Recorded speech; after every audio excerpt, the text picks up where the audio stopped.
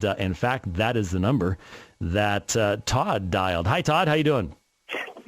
Hi, Dr. White. It's a real honor to talk to you. Yes, sir. Hey, several years ago, I heard, and I looked into it, Psalm 46. If you go 46 words into it, and then you take the Selah off the end and go 46 words from the back, it says Shakespeare, and Shakespeare was supposedly 46 years old when the King James Version was written.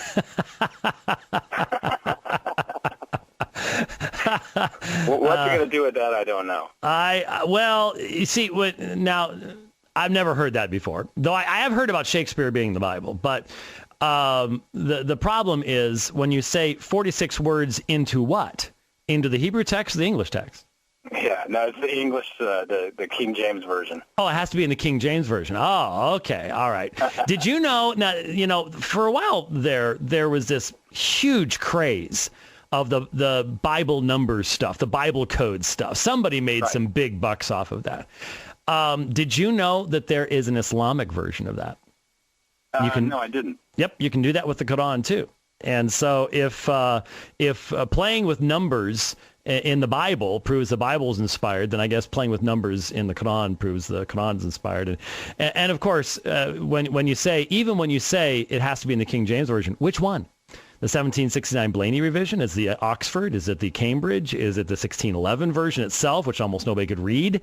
There's just so much of that I just sort of go, really? Seriously? People really do that kind of thing? But I didn't have the King James up here. And why did you get rid of Selah? I mean, I like Selah.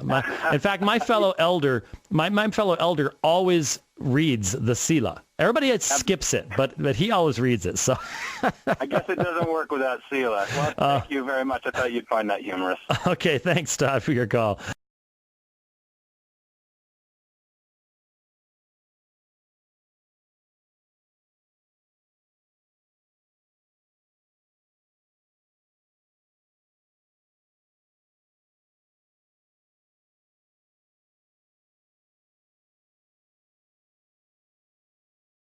Of that.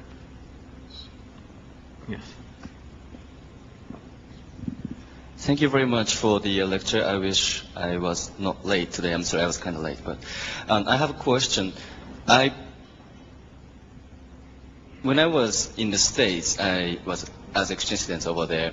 I heard something quite similar to what you explained. There's a miracle of Bible based on this number and this number and this number, and this explanation goes on, and that's why you have to be Christian. They try to convince me to be Christian.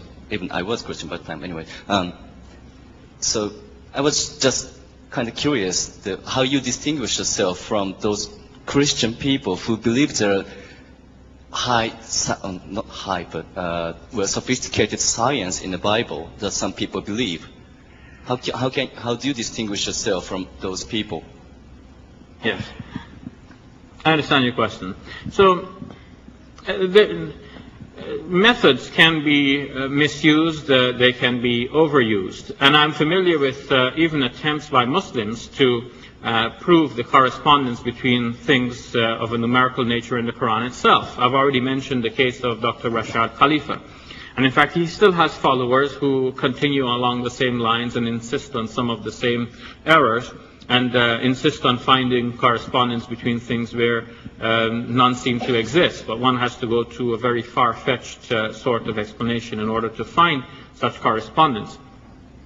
So I think I distinguish myself from such activity in at least two basic ways. First, in that we should not be obsessed with trying to find correspondence where none exists. And second, and definitely so, we should not twist the data in order to make the data fit such conclusions. So our explanations should not be far-fetched, and our explanations should be based on the actual facts. So we have a text, and we are observing what is there. Now, the observations which have been mentioned in reference to the Bible have not proven themselves satisfactory to any kind of scholarly analysis. I have in mind, for example, the work done by Michael Drosnin in his book, The Bible Code, and more recently, The Bible Code 2. And then there's a book by Jeffrey Satinover on the Bible Code as well. But both Drosnin and Satinover are using what is called equidistant letter spacing as a method of studying the Hebrew text of the Old Testament. Now, as we said before, the Hebrew text does not have any vowels, just as the Arabic does not have any vowels.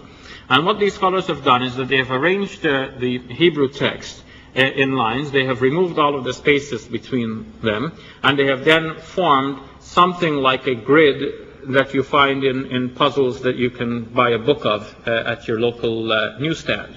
You know, those puzzles where you have a jumble of letters and you're supposed to find words going across, going down, or going obliquely. You know that sort of puzzle.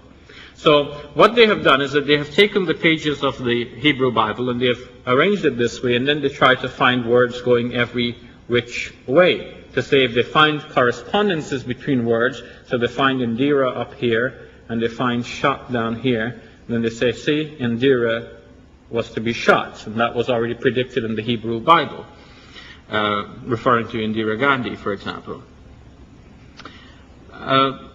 But their study did not find itself, did not become persuasive to scholars examining this, because what has been found is that they did not have a standard rule for working on how many letters you're going to put in each column. So you start out and say, okay, put 100 letters in each row.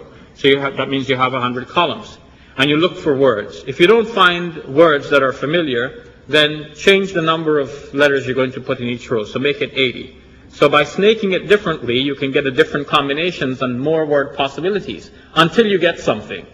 But then, of course, if you have no working rules and you just fix the columns according to what will bring you the results, well, then you don't really have any way of saying that there is a plan here. You're just trying to make some plan where there is none. Moreover, there's no logic behind this to say that you put this way and then you're going to find words going across or down or obliquely. It seems to be a very strange way of doing it. And so many scholars who have reviewed this. In fact, I have with me a note from the Bible Review magazine where some studies have been reported on, and I'll give you an idea of some of the studies that have been reported. One is entitled The Bible Code Cracked and Crumbling, that appeared in the Bible Review in August 1997. And then another article by Shlomo Sternberg in the same magazine. One was by Ronald Hendel. And there are several other studies which have been reported here, but you get the idea. The biblical scholars themselves have not found that sort of study to be of any value.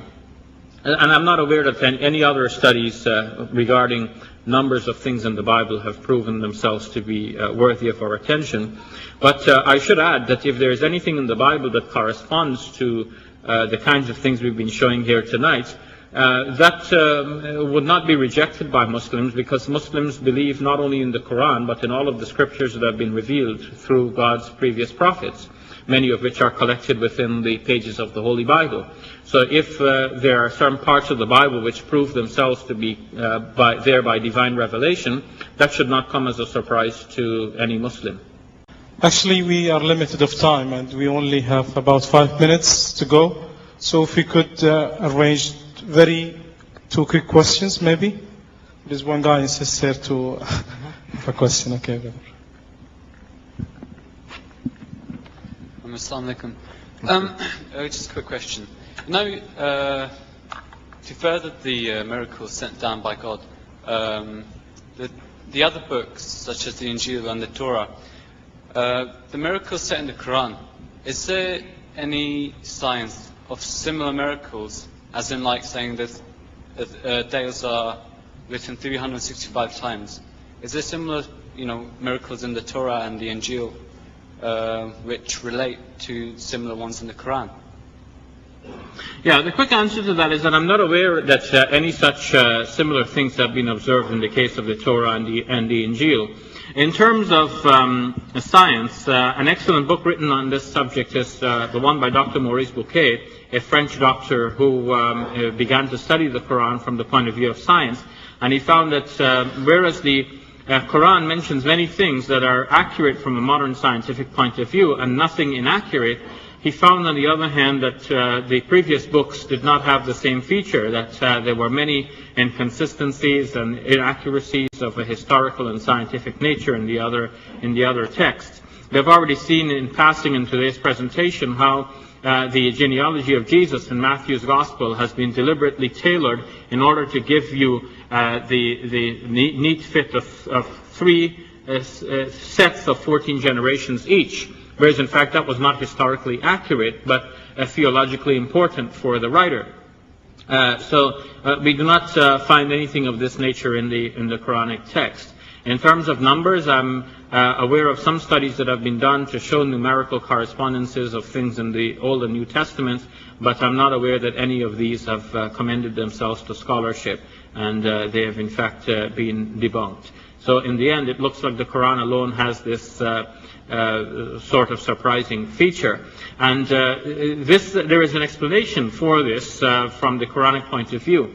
Previous scriptures were sent along with prophets, and prophets came one after another. So if people did not pay attention to the scriptures after a while, there were new prophets coming to draw people's attention back to God. But in the case of the Quran, there will be no other prophet to come. The Quran itself had to be a lasting, living message. Now, in the case of the previous prophets, the prophets might work miracles which would draw the attention of people to the seriousness of their message and their support from God. In the case of the Quran, because the prophet is no longer around and no one to work any miracles, the message itself had to be a miracle, so that people can still be infused with the message as they read it today. By reading it, they would discover the miracle itself in the message. And so the Quran turns out to be a very different book in the history of scriptural revelation.